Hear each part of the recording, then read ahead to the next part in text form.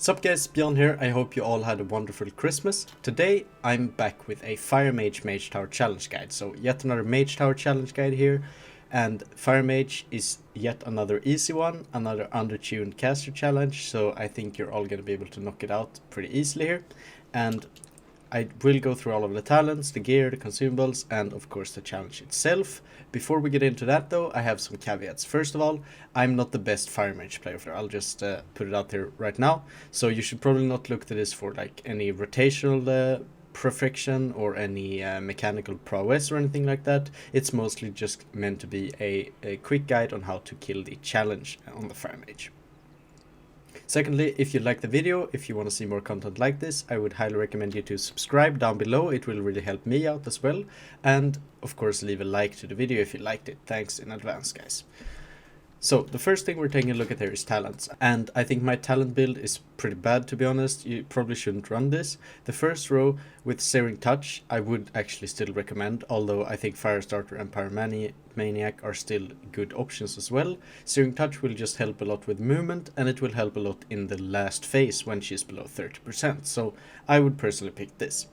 Now my other two bad talents are on the 45 and the 50 row. On the 45 row, I would not recommend picking Living Bomb. This is just something I experimented with, and I ended up killing it on a pull where I had Living Bomb, but I would probably recommend Flame Patch or Conflagration, depending on what you prefer. Conflagration is probably a little bit more passive damage, but Flame Patch can be useful if you want to kill the imps with Flame Strike.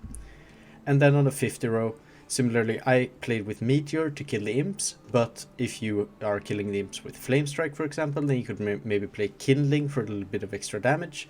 I think either is fine. When it comes to the gear and the consumables, there isn't really anything out of the ordinary. I did slap on my Heart of Azeroth, my Ashikamas Resolve from BFA just for the sake of it, and I also crucially am running an IQD here, and the IQD isn't very important, but it does provide you with a little bit of extra self-healing if you're getting low, because as a mage of course you can't heal yourself in there, so you are relying on dodging everything, applying Blazing Barrier, applying or using Alter Time effectively, and obviously also Ice Blocking. So if you end up making some mistakes, if you end up dropping low, it can be really nice to have an IQD to heal you up in there. So that's why I ran the IQD. And also because I just didn't have any other trinkets, to be frank. Alright guys, let's get into the kill. I start off here by lusting on pull, because frankly, I don't really have the patience to lust in the third phase, or in the last phase rather. It's probably better to lust at 30% when your execute kicks in, if you're playing the Scorch talent for example, but I just wanted the secure lust with a full combustion, with full cooldowns, with my trinket and everything here on pull, because I figured it would be a little bit easier to play, and I'm not very good at Fire Mage, so I really just wanted the easiest possible solution to this challenge. Now, you can see there that the challenge is pretty undertuned. You will one-shot the imps with pretty much any crit of any spell, so like if you Fire Blast them, if you Pyroblast them, it'll probably kill it, which makes the imp spawns pretty trivial. And then you will also have Flame Strike AoE or Meteor if you're playing that for the little imps that spawn, right? So you do have quite a few tools to deal with the imps. The one thing that you don't have is healing, right? So you will have to be a little bit careful with taking damage. Now, with that, it's mainly just to keep up Blazing Barrier, obviously, and to dodge the AoEs that she throws on the ground, and also to prioritize killing the shield when she gets a Dark Fury shield. The good thing about the shield is that since it's pretty undertuned, you can pretty easily kill the shield with just like 3 or 4 spells, depending on if they crit or not. And you will pretty much always have Fire Blast or Phoenix Flames or Pyroblast or something for it, which makes it a little bit more trivial. So it isn't really that difficult in the damage aspect. The problem comes from just managing all the imps, obviously, and also making sure to not take too much damage while doing enough damage to her. You can see here that I'm casting quite a lot of Scorches, and I'm also casting some Fireballs in between them when I think I can manage to get off a Fireball without moving.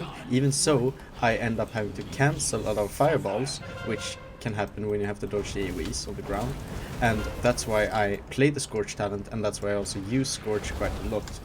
even though it's not very good for damage. So if you are a Fire Mage Chad, if you want to play this challenge even better than me, you can definitely go ahead and fireball more to get a little bit more damage out of it, but you are going to be a little bit less safe. Maybe you're going to have to cancel a few fireballs, or you're going to take some unnecessary damage.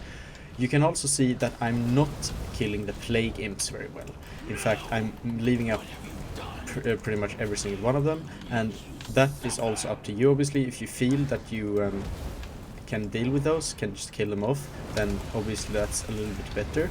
But I felt like it wasn't really worth the extra damage to put into the Plague Imps here, since I'm a ranged spec, since I have that Scorch talent.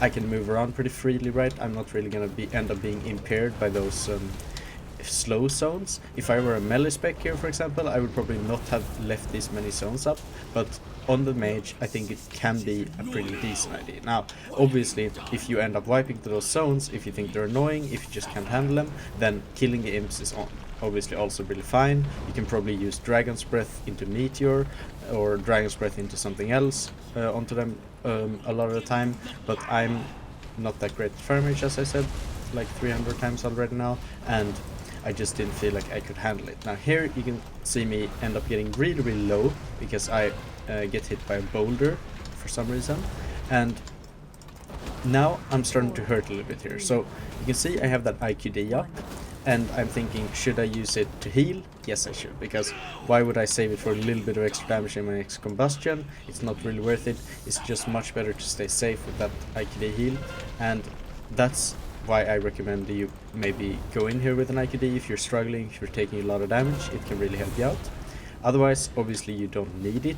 I am not really using Alter Time that well in here. I'm not really using Blazing Barrier. You can obviously also play Blazing Soul, for example, instead of Shimmer. You can do a lot of things to stay healthier in here. I've also just taken a lot of avoidable damage, obviously, as you can see, getting hit by boulders, getting hit by AoEs, and stuff like that. So this is pretty much the most scuffed like scenario you can get into, right? When she's in this position with the balls falling down, you have all the imps to kill off, but since you have Dragon Breath to interrupt them, since you have Meteor maybe to kill them, or Flame Strike, Flame Patch, it isn't really that big of a deal to get them down. And since the damage is tuned very low, because you're a mage, right? You can't heal yourself, so you will be taking very, very small amounts of damage here. You're never really in lethal danger by just like not killing the imps in time, or by maybe not getting your shield down in time. So it is pretty safe, but you will also obviously have to manage casting while moving around and all this. So I can see this being definitely a lot harder if you're not used to maybe playing caster. You can see here my computer is really starting to freak out a little bit as well, which is really unfortunate. I'm sorry about that. But yeah, you can see here I'm just ignoring the fuming imps most of the time, and trying to drag them away while trying to kill off the other imps as soon as possible to get her shield down, to get the smoldering imps down so that I don't take as much damage, and meanwhile avoiding the boulders with the Scorch talent. The Scorch talent now, obviously below 30%, is really, really powerful. It just allows me to get basically free insta power blasts, and this is also where like playing Kindling would probably maybe have been even better. Kindling Flame Patch could have been a really good build, I think, but nevertheless I'm here with Meteor and Living Bomb. So yeah, you can see there's a ton of plague stuff on the ground. I have let pretty much every single imp go off, but it's not really impacting me too negatively here. I'm not really shimmering a lot. The Scorch just makes this really, really trivial to dodge the boulders while still doing a lot of damage. And yeah, I also haven't really mastered the Shadowlands Fire Mage yet, with the whole spreading ignite with Phoenix Flames and stuff. I'm very much still in the BFA Fire Mage playstyle, which really, really hurts me, right? I'm not really using Phoenix Flames a lot, which is pretty sad, but hey, what can you do? Now I'm once again getting really low here from taking a lot of damage, from being slow at killing stuff off, and I end up having another IQD heal here. So you can see the IQD actually working out pretty well. I also do a absolutely horrible combustion there when she's teleporting away, and I only end up getting a really suboptimal value out of it, which is very unfortunate. Don't make these mistakes, guys. Now here she's starting to drop really low, and in my typical Beyond fashion, I'm really looking to finish this boss off, right? I don't have any patience. I want to kill her off. I'm thinking, hey, I got her shield down. I can definitely burn her now before the imps. So I go to burn her, and at 0.23%, she summons her fucking little stupid Umbrella imps that shield her, right? So I'm thinking, okay, I'm gonna have to kill off these imps, and I miss that Parablast on the imp, which makes me have no damage left. She ends up healing a little bit. I haven't killed off any of the other imps. I'm dropping really low. Thankfully, I have the Alter Time ready, and that ends up saving me. I end up actually being able to finishing off the Smolder imps as well, just to be a little bit extra safe here. I kill those, and then I also finish off the boss. So there we have it, guys. It was pretty damn close in the end, pretty hairy, but yeah, I didn't play it very well. I didn't use Ice Block well, I didn't use Shimmer well, I didn't really use my barrier that well either, and yeah, it still only took me 7 minutes, so you can see it's pretty damn undertuned on the Fire Mage compared to some of the other specs, and you should be able to knock this one out, guys. Okay guys, that was the Fire Mage challenge. As you saw, I didn't really play very well in there. I forgot to use a lot of my spells, and I also took a lot of unnecessary damage, and I also didn't do a lot of DPS. But hey, the challenge was still pretty easy. I managed to do it, so you can probably do it too. I wish you all the best of luck out there. Don't forget to subscribe down below, and have a happy new year. I'll see you in the next video, guys. Bye bye. Huh? Oh, you're still here. Well, I'm sorry. I think you should probably go and check out a video maybe over here or somewhere here. You can even subscribe down here. That would be really nice. I would highly appreciate that. I'm gonna go snort some more lines. See ya.